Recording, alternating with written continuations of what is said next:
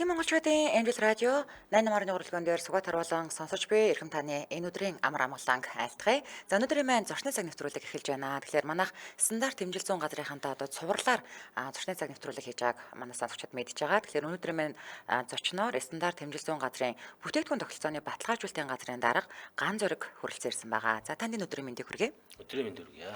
За тэгэхээр өнөөдөр та хоёр органик бүтээгдэхүүн таны амьдралд гэдэг сэдвээр ярилцах нэ. За тэгэхээр эхний маань асуулт яг органик бүтээгдэхүүн, органик үйлдвэрлэл гэж яг юуг хэлээд байгаа юм бэ гэдгээр яриагаа эхлэе. За баярлалаа. За сонсогчдод энэ өдрийн мэндийг хүргэе. Ер нь органик бүтээгдэхүүн гэдэг чинь бол ерөөсөө зохиомжтой аргаар нийлэгжүүлээгүй бодис хэрэглэх ёстой тийм ээ. За дээрээс нь одоо энэ янз янзын антибиотик, пестицид болон тийм ээ хувиргасан амьд оригны зэм ашиглаагүй байх бүтээгдэхүүнийг бол хэлж байгаа. За органик үйлдвэрлэл гэхэд ирэхээр одоо хүн малын эрүүл мэнд, хүрээлэн буу орчин тийм ээ эдгээрийн одоо дасан зохицох чадварыг одоо бэхжүүлэх, нэмэгдүүлэх, за экосистемийн тэнцвэртэй байдлыг хадгалах зорилгоор явуулж байгаа үйлдвэрлэлийг бол органик үйлдвэрлэл гэж нэрлэдэг. Тэгэхээр бусад бүтээгдэхүүнийг үйлдвэрлэх одоо явцаас энэ органик үйлдвэрлэлийн явц нь бол нэлээдгүй олон өндөр одоо шаардлага зарчмуудыг одоо хангаж иж одоо явуулдаг үйл ажиллагаа байна л да. Одоо нэлээдгүй бусад бүтээгдэхүүнийг бол арай өндөр зардлаар одоо бүтээгдэхүүн маань бүтдэг гэсэн үг. Тэгэхээр нэг өмнө нь яг ийм наривчилж бүр ингээд тусдан сэдвчилж яриаггүй ч гэсэн мэдээж танахаас зурлаар хүмүүс мэрэгчлэнүүд оролцож байгаа учраас яг нэг юм дурддагдаад өнгөрсөн л дөө.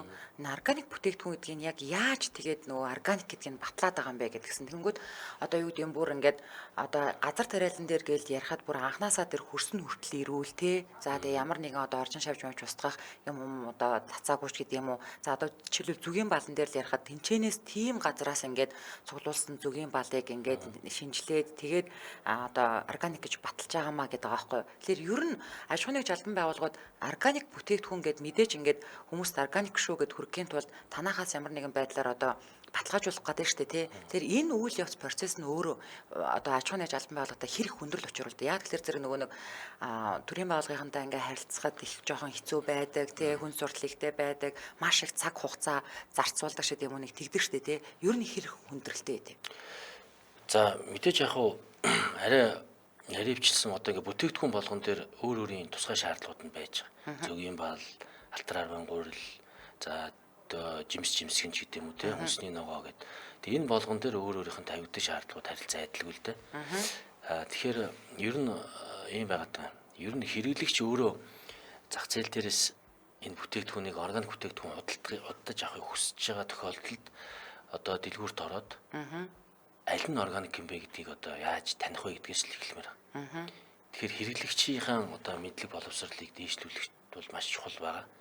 Тэгэхээр органик хэрэглэгчийг одоо нэмэгдүүлэх одоо шаардлага зайлшгүй тулгарч байна. Тэхийн тулд одоо хамгийн эхлээд олон төрлийн ижил бүтээгдэхүүнээс органик гэдгийг сонгох бол хамгийн хялбар арга бол ерөөсөө хаяг шашган дээр нь яг одоо эрх үе байгууллага буюу одоогийн манай хүнстэй аж ахуйн үйлдвэрийн яамнаас олгосон ийм тэмдэглэгээ байж байгаа органик шашиг. Энийг л одоо эхлээд харах хэрэгтэй. За тэгэд энэ бол одоо яг баталгаатай органик бүтээгдэхүүнийг одоо илэрхийлж байгаа тэмдэг юм аа гэдгийг нь олж хараад худалдаа авалт хийхэд бол болно. За тэгэхээр энэ тэмдэглэгийг яам өгж байгаа ч гэсэн энэ тэмдэглэгийг өгөхдөө тодорхой зарчим шаардлагуудыг одоо хангасан эсхийг нь нэг нотлох шаардлага үүснэ дээ. харин тэгээд л байгаа. Тэгэхээр тэр нотлолдог байгууллага гэж бас байна. Тэр нь одоо жишээ нь төрөөс бол одоо манай стандартын байгууллага байж байна. За Хувийн хвшлээс одоо SFCS гэдэг бас компани. Энэ хоёр маань бол төр хувийн хвшлийн одоо зэрэгцээд хөндлөнгийн баталгаажуулалтын байгууллага гэж явдаг. за Нөгөө талдаа хамтын оролцоот одоо баталгаажуулалтын байгууллагууд гэж бас бий. Одоо улсын хэмжээнд 32 байгууллага байж байна. Эдний ялгаа нь юу юм бэхээр ерөөсөө хөндлөнгийн баталгаажуулалтын байгууллага нь итгэмжлийн байгууллагаар чадах болгодог. Тэгжээж үйл ажиллагаа явуулна. Хамтын оролцоот бол хүнсний аж ахуйн үйлдвэрийн яамд бүртгүүлнэ. Мэдээллийн санд нь бүртгүүлсний дараагаар үйл ажиллагаа явуулна. Гол ялгаа нь бол энэ хөндлөнгийн хоёр байгууллага ч юм бол олон улсын органикийн байгууллагаас гаргасан стандартын дагуу шалгадаг гэсэн үг. За та тэгэхээр шүү дээ тий. А, Яа нөгөө- нэг юм цаасан дээр бичсэн юмыг ингээ яриад байгаа би ч ойлгохгүй байна. Зүгээр л та надаа ингээл айгүй инженеэр би одоо зүгээр нэг юм зүгийн чинь байл да. Тэгээ би тэр зүгийнхаа балыг ингээд энэ миний зүгийн бол органик шүү гэдгийг баталгаажуулаад би ингээд хүмүүст борлуулах гэдэг шүү дээ. Тэхийн тулд ямар процесс явагдах юм бэ гэдгийг л зүгээр л ингээд инженеэр л яриад хүчээ. За би яах юм эхлээд ингээд зүгийн балаа танаад аваачиж шинжилгээнд өгөх юм уу? Эсвэл танахаас ингээд шинжээчийн багш шиг хүмүүс томилогдож очиод миний зүгийн балыг яг яаж боловсруулж байгаа процесстэй танилцах юм уу? Яг яаж баталгаажуулахын зүгээр л гоё энгийн үгээр Тэгэхээр ийм байна. өгөөч. Харин ерөнхийдөө баталгаажуулах хоёр хувилбараас сонгоно. За. Тухайн үйлдвэрлэгч маань. За. Хамтын оролцоот руу хандж болно, хөндлөнгийн байгууллага руу хандж болно л гэсэн үг. За. Хамтын оролцоот нь бол харилцан нэг нэгийнхээ ихтгэлцэлээр тулгуурлаж өөр өөрийнхөө бүтээгдэхүүнд хамтарч үнэлгээ явуулаад органик гэдгээ нотлох үйл ажиллагааг л хийлээд байгаа. Тэр нь яа гэсэн үг юм? Одоо жишээ нь ингэж болно. За.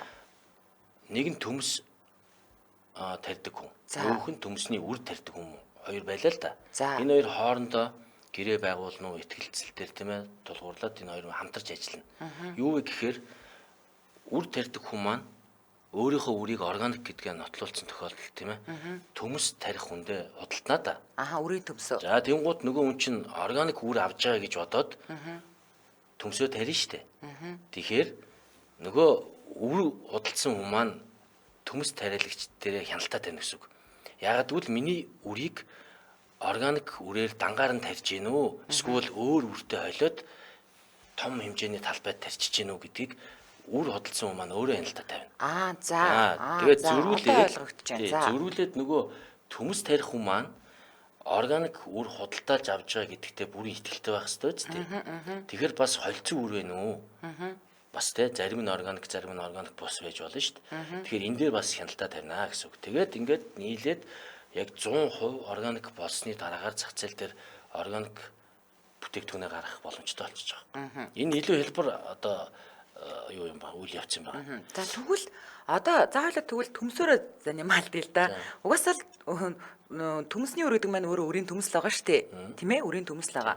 За тэгвэл тэр нөгөө нэг органик үрийн төмсийг аваад төмс тариалсан хүн байлаа шүү дээ. За тэнгууд тэр хүн дараа жил тэр чинь үрийн төмсөө авангуудаа бусад төмсөө борлуулж байгаа шүү дээ. Тэгэхээр тэр хүн яг одоо дахиад яг нөгөө органик үрийн төмс үрийг одоо бий болгох бас нэг хүн болчлаа гэсэн үг мөн үү? Мөн шүү дээ. За. Тэгэхээр буцаагаад тэр тариалсан хэсгээс зарим хэсгийг нь буцаагаад нөгөө төмсний үр одоо тариалагчтай буцаагаад өгөх тийм ээ. Итгэлцэлтээр эн чинь бий болчихж шүү дээ. Тий. Тэгээд ер нь зарим хэсгийг нь одоо үрийн сортод бэлдээд ингээд гаргаад харилцсан л одоо нэг нэгэндээ хяналт тавиад эцгэлээр тулгуурлаад гаргаж байгаа зүйл байна. За та мик өөрлөгөө ойртуулах уу эсвэл микрогээ та өөрөө ойртох уу? За тэгвэл штэ тэр бүр анхны нөгөө үрийн төмсийг органик гэдгийг хин яаж нотлох вэ? Баталгаажуулах вэ? За тийм. За тэгэхээр мэдээж одоо ингээд тухайн үр тариалагч маань өөрийнхөө органик одоо гэдгээ бол нотлуулахын тулд хөндлөнгийн баталгаажуулалтын байгууллагад хандаж болно. Эсвэл өөр одоо үр тариалагчтай тийм ээ хамтраад тэрийг одоо яг хүнсүтэй аж ахуйн бүртгүүлсэн аж ахуйн нэгжтэй гэрээ байгуулаад хяналтаа тавьж бас болдог. Тэгээд ер нь бол ийм байгаа. Одоо энэ одоо ингээд нөгөө хөрс бордоноос ахуулаад эхлээд яриад явж штэ. Тэгэхээр ингээд нөгөө үр тариалагч нь тэр төмс ургуулж байгаа нөхөрмж тэр аль аль нь органик бордоо хэрэглэх ёстойгоос ахуулаад эхэлнэ. Тэгээд нөгөө тарилангийн газар нь өөрөө ингээд тог хаягдлын бүсээс тодорхой зайд байх ёстой гэл ингээд маш олон нөгөө нэг шаардлагууд нугасаа тавигдсан шүү дээ. Тэгээд энэ болгоныгоо л нэг нэгэндээ хяналтаа тавьж байна л гэсэн үг. Ягаад гэвэл үрийн төмс болон аль альных нь одоо юун дээр ямар нэгэн органик бус одоо зүйл одоо илэрх юм бол эн чинь бүтээгдэхүүнч тэр өрнөж тэр аль аль нь органик бус болж хувирдаг. Тийм болохоор одоо энэ юу зах зээл нь явахгүй гэсэн үг байхгүй. Тэгээ тийм л амархан л юм байгаа уг нь. Хэрвээ экспортод гаргах гэж байгаа тохиолдолд бол заавал хөндлөнгийн баталгаажуулалтын байгууллагад хандах хэрэгтэй. Тэр нь бол бас нэг тодорхой нэг шаардлагууд байгаа. Тэдрийг хангацсан байхад тэгээд органик болж болно. Тэр бол асуудал. Нэг юм тодорхой хугацаанд органик бусаас органик үйлдвэрлэл рүү шилжих нэг жил хүртэл хугацаа байгаа юм. Энд дэр гэрээ байгуулад тэгээд нөгөө баталгаажуулалтын байгууллагын зөвлөнд туслаад өгнө шүү дээ. За одоо та ингээд ийм төрлийн бордоо ашиглах нь зүйтэй. За. Хөрсөө одоо ингэж одоо тий хамгаалах нь зүйтэй. Салхинаар тээвэрлэгдээд одоо ямар нэгэн органик бус одоо тийм ээ материалыг одоо зүйлс ингээд хөрсөнд нь ингээд орчих юм бол эн чинь бас болохоо болоо явчихдаг. Гих мэтчлээ олон юмнууд бий л дээ. Тэгээ одоо за жишээлбэл ингээд тариал дээр ингээд аваад үзэхэд тэр чинь за төмсөө суулгалаа, усаллаа, тэгээд нахиаллаа, төмсөө манлаа, хураалаа бас нэлээд урт удаа хугацаа өнгөрч байгааз энэ явцад яг энэ одоо нөгөө нэг стандартаа алдахгүйгээр тэнд яг ингээд бүх зүйл нь органик тэг хөрсөн хүртэл органик газар төмс маань таригдж байгаа гэдэг энэ процессыг бас ингээд хянаал байж ах уу? Тэг нь өөр өөрсөндөө л хяналттай байна. Яг тэгвэл хяндаг нөгөө шалгуурууд нь өөр өөрсөнд нь байгаа байхгүй юу? Тэгэхээр би энийг нь очиж үзэх хэрэгтэй юм байна. Тэгээ ямар хугацааны давтамжтайгаар очиж тийм ээ хяналтаа тавих уу? Соёос үед нэг тавина тийм ээ хураах үед нь тавина. Яг тариалж байгаа үед нь тавина ч гэдэг юм уу. Яг бүх юм нь ерөөсөө яг өөр өөрсдийн тавигдж байгаа шаардлагынхаа дагуу л хяналтаа тавьчих. Зөв. Тэгэхээр ер нь бол одоо юу гэдэг нь тэр яг баталгаажуултыг тэр одоо органик сертификат ч гэдэг юм уу олгож байгаа байгууллага нь биш тухайн нөгөө органик бүтээгдэхүүн гэдэг одоо нэршлиг авах гад байгаа байгууллага маань өөртөө хяналт тавиал явна гэсэн үг юм биш тийм үү? Тэг нь ер нь үйлдвэрлэгчид болон хэрэглэгчдийн оролцоогч хүртэл энд оруулж үзэж байгаа. Тэгэхээр хэрэглэгч маань бас тийм ээ энэ дээр бас хяналт тавих бүрэн одоо нээлттэй байгаа юм л да. Үсэх юм бол хөндлөнгийн байгууллагаас ч гэсэн хүмүүс оруулаад ингээ хяналтын одоо бага бий болгоод ингээ хянаад явчих бүрэн боломжтой. За тэгэхээр та дөрөв нөгөө нэг энэ яг органик баталгаажуулалтын гэрчилгээ авсан нэлээд олон байгууллага байгаа гэдэг түрүүн тоогийн дурдсан шүү дээ. Тэгэхээр одоогийн байдлаараас органик бүтээгдэхүүний баталгаажуулалтыг дахиад хэлье. Ямар байгууллагууд хийгээд байгаа. Тэгээ эднэр нь өөрсдөө юугаараа одоо хоорондоо юугаараа ялгаатай. Одоо тэгэхээр нэгэн сонголтоо их шаардлагатай болж штэ тий. Заавал стандарт хэмжил зүүн газар дээр ч гэдэг юм уу очихгүйгээр одоо яг хэдэн аж ахуйн органик баталгаажуулалтын гэрчилгээ авсан байгаа. Энийг дахиад нэг түрүүн хойлоо дурдаад өнгөрсөн. Тий. Ер нь хөндлөнгийн болон хамтын оролцоод гэсэн л хоёр төрөлтэй. Хөндлөнгөөс нь төрийн 1%-ийн 1 л байгуулга байгаа. Хамтын оролцоод төр чинь болохоор 32 байгаа. За энэ мэдээллийг ханаас авах вэгээр ерөөсөө хүнсүдэ аж ахуйн үйлдвэрийн яамны энэ organic gov.cgmn гэдэг вебсайт албан ёсны мэдээллийн сан нөхгүй юу? Энэ рүү одоо сонсогчд руу харуулах юм бол бас их хэрэгтэй. Тэгээ энэ рүү орох юм бол бүх мэдээлэл нь байж байгаа. Тэгэхээр одоо аль байгууллагаа сонгох боломжтой юм тийм ээ. Дээрээс нь одоо энэ 80 гаруй бүтээгдэхүүн органик сертификаттай болчиход байна шүү дээ одоо. Тэгэхээр энэ төрлийн бүтээгдэхүүнүүдийнхаа мэдээллийг бас энэ сайтаас авч болно. Тэгээд аль баталгаажуулалтын байгууллага сонгоход одоо тухайн баталгаажуулалтын байгууллагуудын мэдээлэл бас байж байна. Тухайн энэ салбарууд нь хүртэл байж байгаа. Одоо жимсгний төрлөөр ямар бүтээгдэхүүн органик сертификаттай тийм ээ. Газар тариалангийн одоо чиглэлээр ямар байх юм ингээд бүх одоо төрлүүд нь ингээд нээлттэй мэдээлэл байж байгаа юм л да. Тэгээд дээрэс нь бас ингээд энэ органик тэмдэглэгээний талаар ч одоо мэдээлэл байж байгаа. Тэгээд одоо энэ 100% органик юм уу? 99% органиктэй юм уу? Гэдэг энэ чи бас нэг хоёр төрөл байгаа юм. Тийм. 100% органик гэж бас юм тэмдэглэгээ байна. 99% хангасан гэж бас тэмдэглэгээ байна. Тийм олон хоёр төрөл байгаа. Зөв. За тэгэхээр хоёлоо тэр нөгөө нэг хөндлөнгийн баталгаажуулалтын байгууллага болон тэр хамтын баталгаажуулалтын байгууллагын ялгааг нь ярьж өгөх үү? Яг тэгэхээр зэрэг хөндлөнгийнх нь бол төрөөс нэг хувиас нэг байгаад байна шүү дээ тий. За тэгээд тэр хамтын баталгаажуулалтын байгууллага энэ хоёрын ялгаа нь юу? Яг тэгэхээр хүмүүс бас ялгааг нь тэр бүр мэдтгүүл ах л та. Хөндлөнгийн баталгаажуулалтын байгууллага нь түрүүнд байсан тийм ээ. Одоо итгэмжлэлийн байгууллагаар чадвараа тогтоолсон байгууллага хэлж байгаа. Нөгөөдөл нь бол итгэмжлэлийн байгууллагад хандаж чадвараа тогтоолох шаардлагагүй. Хамтын оролцоод хоорондоо итгэлцэлтэй тулгуурсан гэрээний үндсэн дээр үүнийг хүнсүдэ аж ахуйн үйлдвэрийн яамд бүртгүүлсний үндсэн дээр үйл ажиллагаа явуулна. Ийм л ялгаатай. За тэгвэл одоо ер нь бол стандарт хэмжил зүүн газар ч бас засгийн газрын тохируулагч агентлаг гэдэг утгаараа нилээдгүй олон ажлуудыг хэрэгжүүлдэг байгууллага байгаа шүү дээ өөрөө. Тэгэхээр үүнтэй холбоотойгоор танай байгууллага жишээлбэл олон улсадаас хүлээн зөвшөөрөгдөх органик итгэмжлийн гэрчлэгийг гардаа авсан гэж ийсэн. Тэгэхээр энэ талаараа жоохон тодорхойлооч. Тийм ээ. Бид нар гол нь яг төрөөс баримталж байгаа бодлогын хүрээнд нэг юм экспортын баримтжаатай бүтээгдэхүүнүүдэд дэлхийн зах зээл рүү гаргахыг зорж байгаа шүү дээ төрж. Тэгэхээр энэ дотроо органик шошготойгоор дэлхийн зах зээл рүү гаргах нь чухал байгаа. Бусад орнууд бас хүлээмжшүүлэх хэрэгтэй болно доо. Тэхийн тулд яах вэ гэж бид нар судлаад үзсэн чинь олон улсад яг энэ органикийн итгэмжлэлийн байгууллага гэдэг байгууллага байна. Түүний одоо хамтарч ажилладаг одоо энэ органик хөдөө аж ахуйн байгууллага iPhone гэдэг нэг байгууллага байна л да. Тэгээ энэ байгууллага руу бид нар одоо хамтын ажиллагаагаа эхлүүлээд ингээд санал тавьсан чинь харин биднэрт Америкийн одоо органик итгэмжлийн байгууллага тандаач. Энэ байгууллага та нарын одоо органик баталгаажуулалт хийх гишлэгээ олгох энэ процессыг чинь чадвартай юм уу, мэргэжлийн талаас нь ямар байна вэ гэдгийг нотолж өгдөг байгууллага байхгүй юу гэдэг. Тэгээ бид нар энийг бүр 21 оноос хойш анх одоо судалж авсараад тэгээд бас нэг 2 жил хугацаа орсон. Нэлээд одоо том одоо үнэлгээний ажил хийгддэг. Тэгээд бид нар үнэхээр гэрчлэгээ олгох чадвартай юм байна. Яг энэ олон улсын түвшинд ажиллаж чадчихна гэдгийг нотлуулад тэгээд бид нар нодон 24 онд бид нар олон улсын яг энэ гэрчлэгийг авсан ба.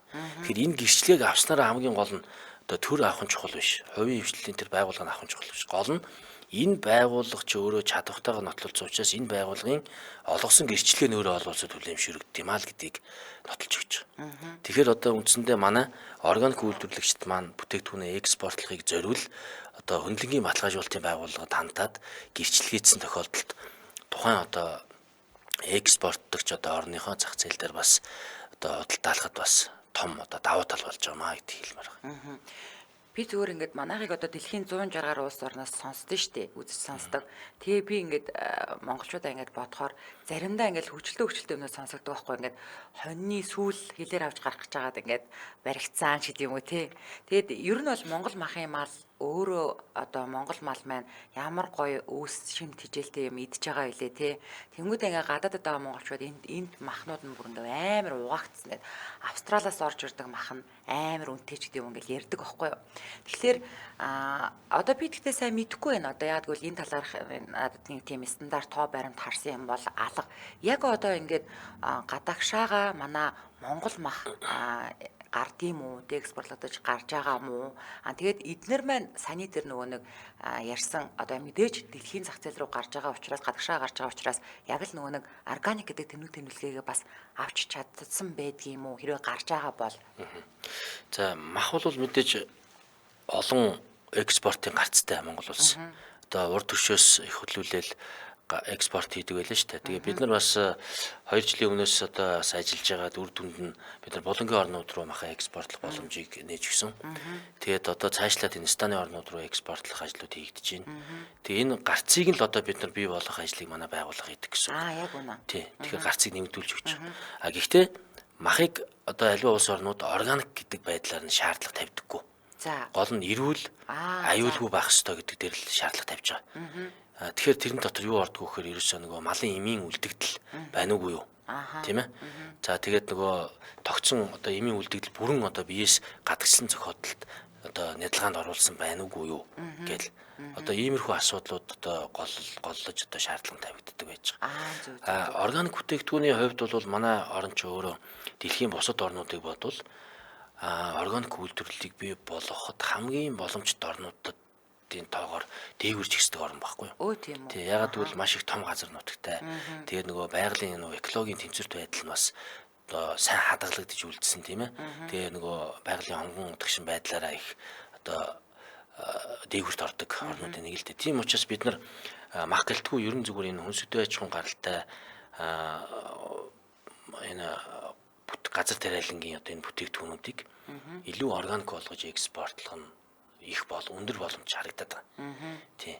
Тэгэхээр бид нар дотоодын зах зээл дээр нэгдүгээрт хэрэглэгчдийг нэмэгдүүлэхээс ахуулаад Монгол бүтээгдэхүүнээ экспортод органик шошготойгоор гаргах аюул чухал том ажил байж байна гэж ойлгож байна. Тэгээд бид нар яг энэ ажлынхаа хүрээнд чинь одоо засгийн газараас чинь том бодлогод явж штэ. Бүсчилсэн хөгжлийн асуудлууд байна. Шинэ хоршоо гэдэг энэ хоршоолагчдын малчид торшоолагчдыг дэмжих одоо энэ том хөдөлгөөн явж байна. Тэгэхээр энэ ажлын хүрээнд тодорхой ажлуудыг бас яг энэ органик бүтээгдэхүүнтэй холбож хийж байна л да. Тэгэхээр одоо энэ орон нутагт байгаа орон нутгийн брэнд бүтээгдэхүүнүүд гэж яриад байна шүү дээ. Эдгээр бүтээгдэхүүнүүдийг органик үйлдвэрлэл рүү шилжүүлээд зөвлөн тусалж агаад органик болгох гэдэг. Тэгээ органик болгож чадах юм бол одоо маш олон бүтээгдэхүүн одоо дөнгөж 80 гаруй хүн бүтээгдэхүүн органик гэрчлэгээтэй байж штэ. Гэтэл энэ тоо бол маш ихээр нэмэгдэх болцоо харагдаж байгаа. Хоёрдугаарт нь энэ томоохон шүлжээ дэлгүүрүүд гэдэг юм уу худалдааны газрууд органик тасгүйтэй байх шаардлагатай байна. Гэхдээ зарим одоо томоохон шилжилтгүүрүүдэд бол бий болсон байна. Энэ сайшаалтай шүү дээ. Гэхдээ энийг улам олноор бий болгоод гэхдээ гол нь энэ бүтээгдэхүүнийг худалдаалахдаа тухайн органик үйлдвэрлэгчийн санал болгосон үнээр өөрийнхөө төлөвөөр худалдаалж өгөөч гэж үсмээр байна. Ингэх юм бол дэмжих гэдэг шүү дээ. Тэгэхгүй бол өөрөө нэг энгийн бүтээгдэхүүн үйлдвэрлэж байгаад органик болгоцсон чинь мэдээж өртөг зардал нэмэгдчихэж байгаа байхгүй. Гэтэл нөгөө сүлжээ дэлгүүр чи өөрийнхөө бас тодорхой хувийг нэмээ зархаар худалдаалахар чинь хэрэглэгчдэд ямар үнээр очих вэ? Тэр хүмүүс авч чадахгүй байдаг. Тэгэд ялгаагийн сайн ойлгохгүй учраас төдийлөн хэрэглэгч шинээр бий болохгүй байна. Тодорхой тооны хэрэглэгч бол байна. Гэхдээ энэ тоог нэмэгдүүлэх хэрэгтэй. Масаараа бид нар органик бүтээгдэхүүн хэрэглэдэг болж иж Монгол хүн урт наслах боломж олцоо бий болох гэдэг. Яагаад гэвэл эн чинь органик бус ямар нэгэн одоо нэмэлттэй, уургасан амьд организмтай тийм ээ эмийн үлдэгдэлтэй ч гэдэм үү ийм бүтээгдэхүүнүүдийг одоо бид нар санамсаргүй сахарын агуулмж өндөрч гэдэм үү те энэ болгоныг бид нар хэрэглээл байх юм бол бидний одоо энэ эргэтэн тогтолцооны системд одоо ажил үүсээд янз янзын одоо хор уршигтай өвчлөлийн одоо суур өвчл болох магадлал бол улам өдөр өдөрсөн нэмэгдээд нь шүү дээ. Тэгэхээр энийг л бид нар одоо багасгахын тулд хийж байгаа ажлууд гэж ойлгох хэрэгтэй. Зөв. Тэр одоо манайхан бас сүүлийн үед харьцангуй үндснийхээ үйлдвэрлэлийг дэмжиж гэж их ярьдаг болсон байна. За тэр ч утгаараас худалдаа авалтаас нэлээд гайгүй сайн болсон байгаа. Тэгээ эцсийн хэрэглэгчид бол бид нар шүү дээ. Тэгэхээр мэдээж биднэрт ч гэсэн тийм органик бүтээгдэхүүн хэрэглэх сонирхол байгаа юу гэвэл байгаа. Тэгээд нөгөө бүтээгдэхүүн үйлдвэрлэгчд нам гэсэндээ аль болох бүтээгдэхүүнийг нэг органик болгочихсон гээл тий. Тэгээд маш их хөдөлмөр цаг хугацаа зарцуулж штэ. За ингээд органик болгочлоо. Тэнгүүд төрөөс өөр одоо яг энэ органик үйлдвэрлэл эрхлэгчтэй ямар дэмжлэг үзүүлж байна. За ер нь бол ийм байна. 2017 онд энэ хүнсний тухай органик хүнсний тухай хууль гээд батлагдаад хэрэгжээд явж ирсэн. Тэгээд энэ маань одоо гадны төсөл манаас нэмэгдэж хэрэгжээд бид нар энэ хүнсүд аж ахуйн үйлдвэрийн яам холбогдох байгууллагуудтайгаа хамтраад энэ хуулийн төсөл дээр ажиллаад ер нь зөвхөн хүнсний бүтээгдэхүүн биш бүх төрлийн бүтээгдэхүүнийг органик болгох нь ер нь зөв юм байна. Бас нэг ийм хууль эрх зүйн орчин дутагдaltaй байгаа маань гэж үзээд энэ сая 24 онд энэ органик бүтээгдэхүүний тухай хууль болгож шинжилгээ улсын хурлаар шинжилгээ батлууллаа л да. Тэгээ одоо тэгэхээр сая 25 оны 1 сарын 1-ээс энэ хууль маань хэрэгжиж эхэлж байгаа. Танаа нөгөө урт нэртэй хууль чинь батлагдсан юм уу? Тэр маань одоо бол сая засгийн газраар дэмжигдээд улсын хурлд өргөн мэдүүлэхээр болсон байна. Тэгэхээр энэ хуультай маань ч гэсэн уялдаж байгаа гэсэн манай стандарт хуульд.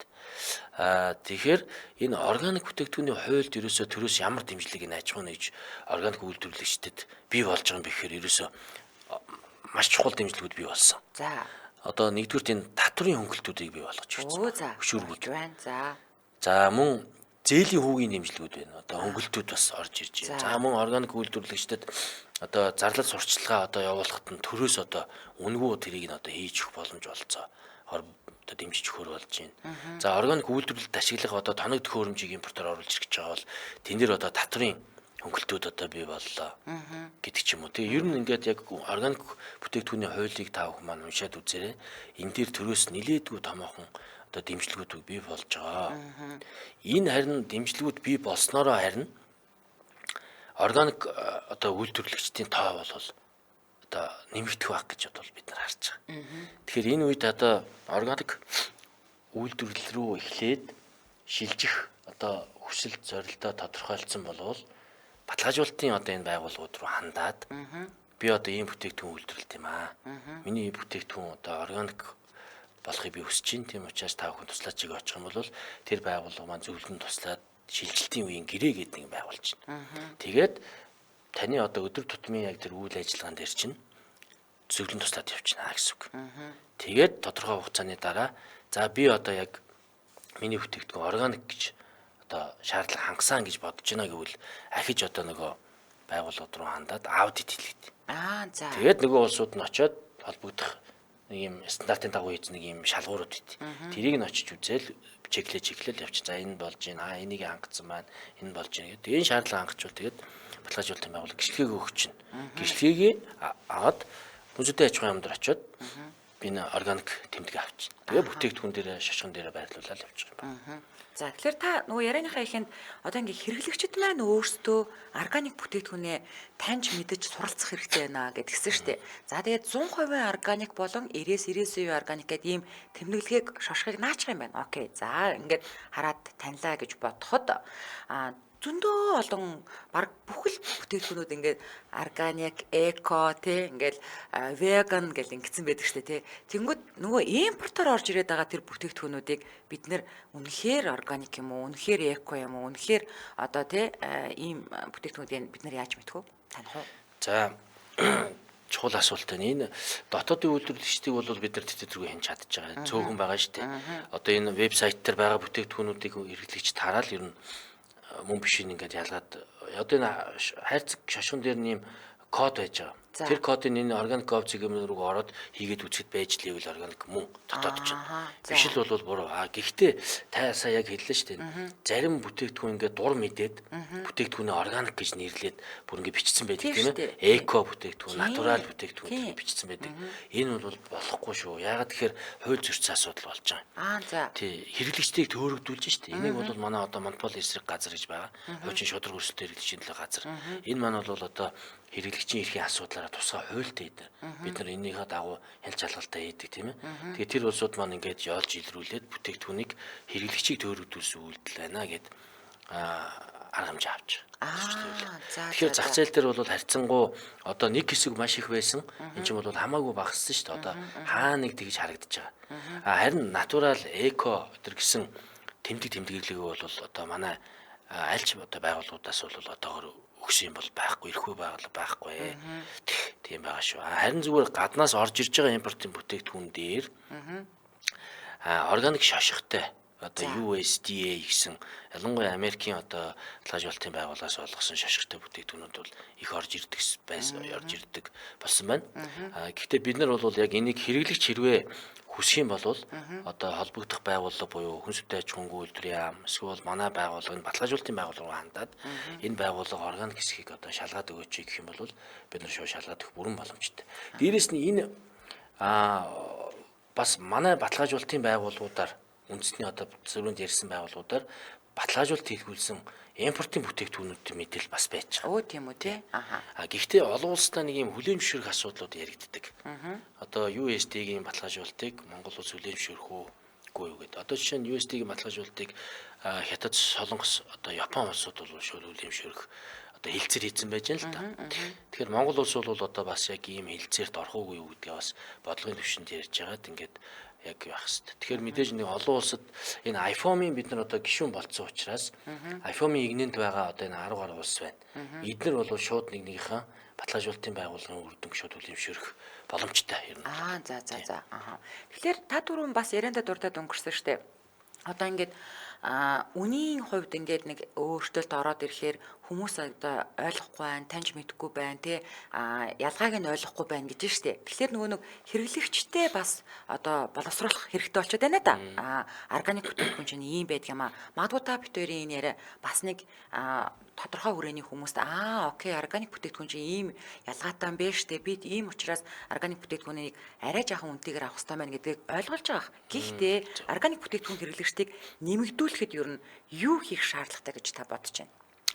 За түрүүнд би бас нэг зогс дурдсан. Тэгээд бид нар ерөөсөө хэрэглэгчийн боловсролыг дээшлүүлэхийн тулд ерөөсөө эдгээр бүтээгдэхүүнүүдэд эхлээд нөгөө олон нийтэд танилцуулах, сурчлага ажил их тутам байдаг юм байна. За одоо үйлдвэрлэгчдийн хувьд бол бас тийм ээ өмнө нь 17 оноос хойш саяхан болтол хэрэгжижсэн хуулийн дээр тодорхой тийм томоохон дэмжлэгүүд бас бүрэн тусгагдаагүй байсан учраас үйлдвэрлэгчдийн тоо бол бас хурдан нэмэгдээгүй байхгүй юу? Би бол тэгж харж байгаа. Тэгэхээр одоо 1 сарын 1-ээс энэ мөрдөж эхэлж байгаа хуулийн дээр маш юм хөнгөлтэй хөшүүргүүд нөхцлүүд бий болсон учраас одоо энгийн бүтээгдэхүүн үйлдвэрлэдэгээс хүмүүс аль болох органик руу шилжих одоо шилжилт хөдөлгөөн бол хийгдэх байхаа гэж бол бид нар хараад байгаа.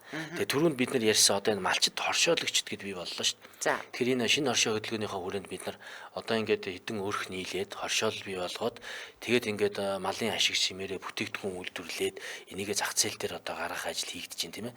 Тэгэхээр энийг одоо орон нутгийн одоо бүсчсэн хөгжлийн хүрээлэн энэ шинэ хоршоо хөдөлгөөний одоо байгууллага байж гэн дээрэс нь одоо орон нутгийн одоо энэ тамгын газрын үйл ажиллагаа явуулж байгаа төрлийн байгууллагууд гээд маш олон худалдаа ажлын танхим гэ бүгд одоо хамтраад энэ ажил дээр орж байна. Тэгэхээр энэ одоо хоршоод малчтын одоо үйлдвэрлэсэн тэр сүү тийм ээ. Одоо аар бол цагаан идэ тийм ээ. Одоо бусад одоо малын одоо дагалдах одоо бүтээгдэхүүнүүд биш үү? Одоо ноолуур байж байна.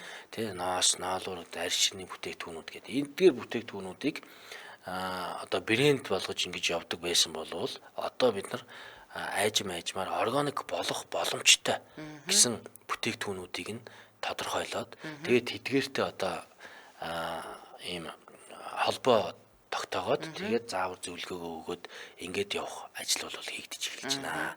Тэгэхээр одоо эхний арга хэмжээ бол энэ 4 сарын 15-нд Харангаи аймагт одоо бүсчсэн хөгжлийн том уулзалт форум болох гэж байна. Тэгэхээр энэ дээр бид нар бол яг тухайн бүсийн одоо бангаан бүсийн одоо Арангаи, Өврангаи, Баян онгор орж байгаа тийм ээ. Энэ аймагуудын одоо брэнд бүтээгдэхүүнийг тэнд бид нар үзэсгэлэнгийг гаргаад цурчлаад тэгээд шалгаруулах юм байна. Брэнд бүтээгдэхүүнээр. Тэгэхээр энэ брэнд бүтээгдэхүүнээр шалгарсан тэр үзэсгэлэнд орсон одоо оролцож байгаа бүтээгдэхүүнүүдтэй тэр үйлдвэрлэгч нарэд бид нар нэг бүрчлэн уулзаад за ямар төрлийн бүтээгдэхүүн үйлдвэрлэлийн органик боломжтой юм бэ шүү танаа бүтээгдэхүүн. Та ийм ажлуудыг эхлээд хийх юм бол бидэнтэй ингэж андаарай. Сонирхож байвал ингээрээ. Тэгэл ядаж бид нар дотоодын одоо зах зээл дээр бүтээгдэхүүний чи органик бүтээгдэхүүн гэж зарлаад ингээд худалдаанд гаргахад дэмжлэг үзүүлье. За бүр цаашлаад экспортын зах зээлд та зорж байгаа бол бид нар бүтээгдэхүүний чинь бас одоо экспортын зах зээлд гаргахад бэлэн болгож ч одоо мэргэжил арга зүйн тусалцаа үзүүлье гэдэг чиглэлээр бол одоо бүх бэлтгэл ажил хангагдаад одоо явж байна л да. Зөв. Тэгэхээр одоо штэ те нэг ийм юм бисаа бодож суулаа л да. За тэр 80-аад бүтээгдэхүүн байна гэдэг штэ органик гэсэн тэмдэглэгээ авцсан. Тэгээ та одоо яг сайт руугаа орсон сууж гинөө харж гинөө та тань 80 бүтээгдэхүүн харагдах боломжтой байна уу нанаас? Эндээс харагдана. Ядаж нэг ямар бүтээгдэхүүнүүд энэ 80 дотор нь орсон байгааг нэг дурдаад өгөх боломж байна уу гэж асуух гал. За одоо жишээ нь энэ Хаан Чимс компани чацарганы ох, Magic Drop, Doctor Drop, чацарганы ох. За энэ байгалийн зэрлэг нэрс гэж байна. За Гэр Garden органик компанийн сэхсгэр салаад, Хаан Жимсийн бас нэрс, Зэгс төлгөөнөр компанийн төмөс, Эргэн Чимбатын луун гэдэг ч юм уу. Одоо ингээд бүгд нээлттэй ингээд харахад бол боломжтой. Одоо Нэм Туяа иргэний саримс гэдэг юм уу те. Ингээд одоо баталгаажуулалт хийлгээд гэрчлэгээчсэн бүх бүтээгдэхүүнүүдийн чи өөр өөрийн бүтээгдэхүүний кодтойгоо ингээд байршсан байж байгаа. Тэгээ шилжилтийн үе дээрээ байна уу, яг баталгаажсан уу гэдэг нь ингээд яг бүр тусгай тэмдэглэгээтэй бүр ингээд нээлттэй байж байгаа гэсэн. Тэр одоо ийшээгээ ороод за Эргэн Нэм Туяагийн тэр органикаар баталгаажсан саримсыг бид үр болгож аваад завхандаа суулгах тариач гэдэг юм. Ингээ авч нөгөө хоёр чинь ингээ энэ хоёр хүн чинь бас хоорондоо ойлголцож болох нь шүү дээ тий. Тэгээ одоо энэ жишээ нь энэ саримсгээ сая ярьлаа шүү дээ тийм ээ. Энэ одоо юун дээр нь одоо шууд дарах юм бол шууд энэ үйлдвэрлэгчийн талаарх бүх мэдээлэл нь байж байгаа. Тэгээ хаана байдгийн, утасны дугаар нь юу юм, баталгаажсан огноо нь хизээ юм. Тэгээ хэдэн хувийн органикийн орцтой юм тийм ээ. Тэгээ энэ хүнийх нь өөрийнх нь саримсаа бариад ингээд зогсож байгаа зураг мураг гэд бүх мэдээллүүд нь байж. За дахиад нэг сайтаа нэрийг хэлээд өгөөч. Юу орно гинэ? organic.gov.mn. За окей. За тэгвэл ерөөсөө энэ сайхан бүгдээрээ бүх юмнууд нь мэдээлүүд нь нээлттэй байгаа маань. Ингээд ерөнхийдөө та хоёрын бас ярилцах цаг өндөрлөг тийшээ хандж байна. Тэгээд магадгүй би танаас асуугаагүй үлдсэн. Та нэг энэ мессежийг илүү их төлхөө одоо сонсогчдод хэрэглэгчдэд хүргэх юмсан гэд бодож байл асуугаагүй өнгөрцөн зүйл байж болно. Тэгээд сүүлийн 2 минутыг бас тань үлдээ. За тэгэхээр ер нь манай монголчууд маань ер нь юу л ямар аа. Одоо бид нар чи интернетийн одоо 900-д амьдарч шít. Тэгэхээр ер нь энэ органик бүтээгдэхүүний тухай өөрсдөө нэг тодорхой жоохон ойлголттой болооч л гэж хүсэж байгаа интернетээс. Бүх мэдээлэл нь интернет орчинд одоо бүр хангалттай байгаа. Тэгэхээр Монгол орч байна бүх одоо байгууллагуудын дэлхийн өнцөг болон бүрээс гаргасан мэдээллүүд бол бий. Тэгэхээр энэ талаараа жоохон мэдлэгтэй болж аваад ер нь энэ хүн өөрөө ер нь яагаад энэ органик бүтээгдэхүүн хэрэглэх ёстой юм бэ? Ер нь дэлхийн нийт маань одоо техник технологи хөгжснөөр сүүлийн 90 100-д чинь бид нар ингээд янз янзын л одоо хүнсний бүтээгдэхүүн хоолунд идэж хэрэглэж шít. Үүнээсээ болоод одоо бидний одоо энэ эрүүл мэндийн асуудал маань бол одоо нэлээд хүнд болчиход байгаа тийм Тийм, биз. тийм, тийм. Дандаа одоо маш их өвчлөл одоо хурдан бий болж байна. Биеийн дархлаа муудаж байна. Тийм ээ. Тэгэхээр энэ болгоноос бид нар одоо сэргийлэхийн тулд ингээд заавал одоо өвчснийхөө дараагаар одоо им тариа хэрэглэх биш. Өвчлөхөөсөө өмнө, өвчин тусгаасаа өмнө бид нар одоо идэж ууж байгаа бүхэл юмн дээр анхаарал хандуулж аль болох боломжоор органик орцтой, органик одоо бүтээгдэхүүнийг сонгож хэрэглээч л гэж хэлмээр байгаа. Зөв зөв. Тэгээ За үнэхээр сонирхолтой байлаа. Тэгээд энэ хүрээд зурштай цаг нэвтрүүлэг маань өндөрлөж байна. Өнөөдрийн маань зочноор Снар Дэмжил зүүн газрын бүтээгдэхүүн тогтолцооны баталгаажуулалтын газрын дарга Ган Зориг хүрэлцээрч органик бүтээгдэхүүн таны амьдрал гэсэн сэдвээр ярилцлаа. Тэгээд танд ажлын амжилт хүсье. за баярлалаа. Та бүхэнд бас ажлын өндөр амжилт хүсье. За баярлалаа.